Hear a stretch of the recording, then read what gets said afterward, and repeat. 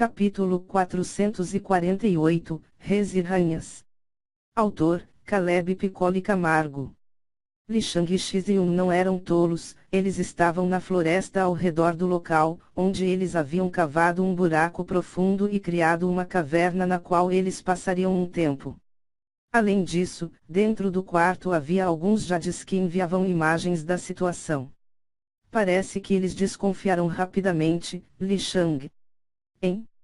Apesar de escondermos nossas auras de humanos, se não tivermos a aura de um elfo negro, ficará meio óbvio que somos estrangeiros, X e 1. Bom? Nossa melhor solução é ir até o centro do local com energia da vida. Porém, seria melhor se não alertássemos ninguém. Afinal, é um tesouro deles e não seria benéfico lutarmos contra 4 clãs, Li Shang. Claro, eles tinham força para varrer o local, mas quem garantiria que eles não tinham trunfos poderosos? Além disso, poderiam eles confiar plenamente nas informações que um Reli soldado tinha? Os clãs não eram idiotas de contar suas forças para todos, seria falta de sabedoria deixar suas capacidades à mostra. Sendo assim, os dois eram cuidadosos. Pai, eu tenho algo a relatar, dizia Pichei ao bater a porta do quarto de seu pai. Entre, a voz masculina e profunda foi ouvida. Pichei lentamente abriu a grande porta de madeira negra, dando visão ao quarto luxuoso de seus pais. Em um canto, escrevendo algo sobre uma mesa levemente iluminada, estava um elfo negro. Ele era como sua filha, mas a cor de sua pele era ainda mais escura. Não muito longe, estava uma elfa negra, idêntica à jovem, mas com a aparência mais antiga. O que foi que aconteceu? Disse o homem, o qual era o rei do clã do sul. 2 criaturas de outra espécie invadiram nosso território, Pichei. O que? Rei. Ele obviamente ficou alarmado. Até hoje, os outros 3 clãs não invadiram este local por 2 motivos. Um é que haviam forças ocultas desconhecidas, eles não teriam sobrevivido até agora sem algumas pessoas no Dao Santo. Além disso, haviam muitas armadilhas e formações defensivas de alto nível, sendo assim, uma invasão resultaria em um preço alto demais, que nenhuma das raças gostaria de pagar. Qual das 3 raças? Disse o rei, conhecido como Rei Urien. Eu não consegui identificar. Eles alugaram um quarto em uma estalagem de um vilarejo no extremo sul, bem próximo da entrada sul da Caverna Sombria. Mas ao chegar lá, já haviam desaparecido, Pichei. Desaparecido. Rei Urien. Sim. Ou eles notaram que nós nos aproximávamos ou eles estão no Dao da Purificação, Pichei. Isso é um problema, Rei Urien. Ele moveu sua mão e um grande mapa saiu de seu anel de armazenamento. Ele rapidamente o colocou sobre a mesa para analisar. No topo estava escrito, Mapa da Caverna Sombria. O objeto mostrava a totalidade do local onde estavam, bem como o tamanho da caverna, a qual era surpreendentemente imensa. Os 4 clãs lideravam áreas do tamanho do continente Zal, já a área central, onde estava o tal tesouro, era um pouco menor, com não mais que metade de um pequeno continente. Porém, o mais surpreendente, era que os 4 clãs não dominavam totalmente a área. Havia 3 locais que o mapa apenas marcava com um ponto de interrogação. Um era bem no centro, onde ficava o tal tesouro, como se uma parte das ruínas fosse inacessível. Já o outro era no extremo leste, onde dizia haver um penhasco que se perdia nas profundezas e até hoje, todos que tentaram ir lá, jamais voltaram. Por fim, a última área era no extremo norte, um pedaço de uma floresta, a qual era marcada com uma caveira, sinalizando perigo extremo, um local onde até alguém no meio passo do Dao Santo encontraria sua morte. Talvez sejam os vampiros. Eles são bons em se movimentar pela escuridão das cavernas, disse a mulher que estava ali perto. Ela era a rainha, chamada de Petra. Pode ser, mas por que eles viriam até aqui?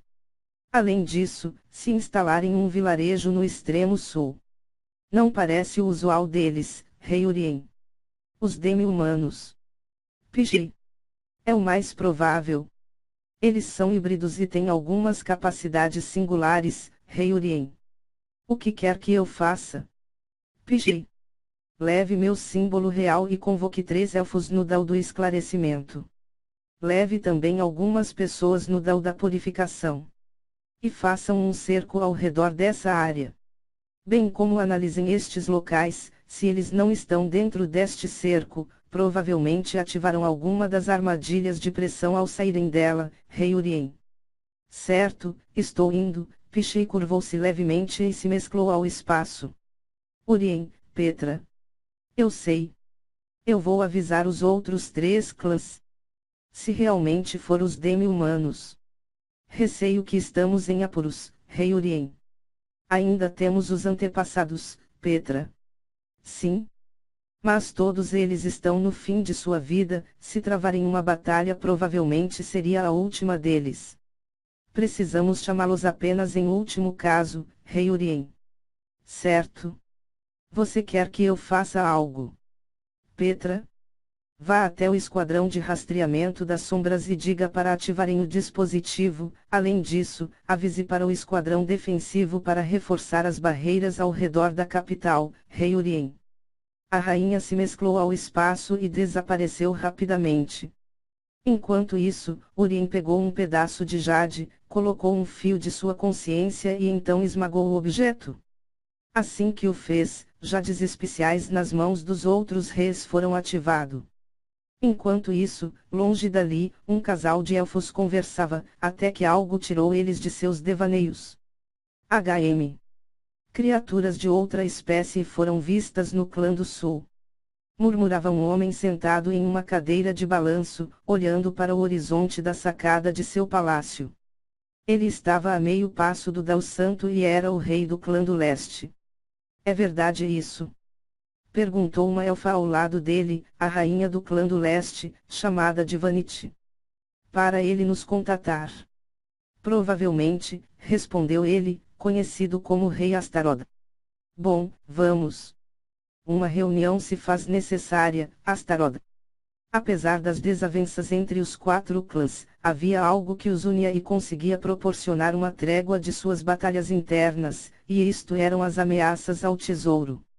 O tesouro era uma fonte poderosa de energia da vida, a qual nutria a tumba, que criava a energia da morte e preenchia a caverna, proporcionando maior densidade da energia, o que melhorava o cultivo, as fazendas, minérios e afins.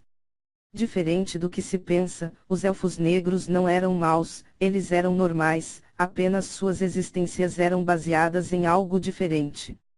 Eles nasceram da centelha da morte, a morte não é má, ela é tão natural como a vida, sendo assim, eles eram apenas seres normais que usavam outra energia. Todavia, devido à necessidade da energia da morte para prosperarem, muitas vezes eles cometiam atrocidades. De qualquer forma, Li Shang e Xiziun se moviam através do espaço, mesclando-se ao tecido da existência e movendo-se a velocidades absurdas. Seus sentidos divinos se espalhavam por milhares de milhas. Mesmo ali sendo repleto de escuridão, os olhos que tudo veem, algo ainda mais poderoso que os olhos do dragão, conseguiam ver perfeitamente. Em sua forma normal, ele podia enxergar cerca de 50.000 milhas e se ativasse todo o seu poder, sua visão atingia 100.000 milhas. Seu sentido divino conseguia permear quase 200.000 milhas no ápice do seu poder. Claro, isso poderia ser algo imenso, mas a caverna em si tinha pouco mais de 2 milhões de milhas de um lado a outro. Enquanto isso, no centro do território, algumas pessoas apareciam através do espaço. Ali eram as ruínas do primeiro rei elfo, apesar de obviamente não estar em seu melhor estado, uma parte do local havia sido recuperada para que pudesse ocorrer as reuniões em um local neutro. Os reis e rainhas vinham através do espaço, chegando no arco principal, onde era feito de puro quartzo das lágrimas. Um caminho de pedras negras indicava a direção até as portas feitas de aço negro, o qual levava a um grande salão. Uma mesa jazia no centro, feita de quartzo das lágrimas, lapidado em um quadrado perfeito. Em cada lado havia 2 tronos, ocupados pelos representantes dos clãs. Na posição leste, o rei Astaroth e a rainha Vanity já ocupavam seus lugares. Não demorou muito e um guarda anunciou a chegada de mais pessoas. O rei Vernon e a rainha Lenore chegaram, representando o clã do norte. Guarda. Eles foram seguidos por mais um grupo. O rei Karpov e a rainha Aurora chegaram, representando o clã do oeste. Guarda. Por fim, o clã sul chegou. O rei Urien e a rainha Petra chegaram, representando o clã do sul. Guarda. Os casais foram até o salão e cada um tomou o seu lugar. O salão em si era oval, o teto era sustentado por um círculo de pilares negros, bem como alguns entalhes nas paredes faziam a decoração parecer ainda mais sombria. Muito bem. A reunião dos clãs começa agora, disse rei Astaroth, movendo suas mãos e selando a porta, impedindo que qualquer um entrasse ou saísse, afinal as conversas ali eram secretas. Rei Urien. Soube que tem algo a relatar. Rei Astaroth. Sim. Minha filha, Pegi, encontrou 2 seres de outra raça vagando por um vilarejo no extremo sul, rei Urien. No extremo sul. Mas se eram apenas 2, não seria fácil lidar com isso. Para que convocar uma reunião dessas? Rei Vernon. Na realidade, quem viu os seres foi o dono da estalagem, minha filha não viu diretamente as pessoas, mas as memórias do elfo do clã plebeu foram pesquisadas e ele realmente falava a verdade, rei Urien. Ele então moveu suas mãos e um pedaço de jade caiu sobre a mesa, do qual rapidamente uma imagem se formou. Na forma de um holograma, Li Shang e Xiziun apareciam, claro, era impossível ver suas aparências. HM. 2 seres, rei Karpov. Realmente. Não vejo aura alguma em seus corpos, rei Vernon. Quando Pichei foi investigar o local, deparou-se com o local vazio, não havia ninguém no quarto, apesar de todos no local afirmarem que não viram ninguém saindo, rei Urien. Da purificação ou acima. Rainha Vanity. HM. Isso é um problema, rainha Aurora. Bom, mas é óbvio que não é do clã das bestas. Eles falam e obviamente possuem uma inteligência elevada. Apenas as bestas mais fortes teriam tal capacidade, mas eles nunca saíram de sua caverna, rainha Lenore. Realmente? Provavelmente são os demi-humanos. As nossas minas na superfície são atacadas constantemente por eles, rei Astaroth. O clã dos vampiros há muito tempo que não fazem um movimento, talvez sejam eles, depois de tanto tempo mostrando suas presas. Rei Urien. E as outras entradas? Alguma informação? Rainha Petra. Eu enviei batedores para a entrada leste da caverna. Mas não havia ninguém suspeito. Os demais locais estão selados, rei Astaroth. Bom? Desde a última batalha com os vampiros a entrada norte desmoronou. A entrada oeste foi selada para impedir a invasão. Apenas as entradas sul e leste ainda existem. Mas realmente, se alguém quisesse nos invadir, a melhor opção seria pelo sul, rei Vernon. Certo? Nós vamos fazer o seguinte, o rei Astaroth não terminou sua frase, não antes que os sons de batidas poderosas fossem contra a porta do salão, alertando a todos que algo havia ocorrido.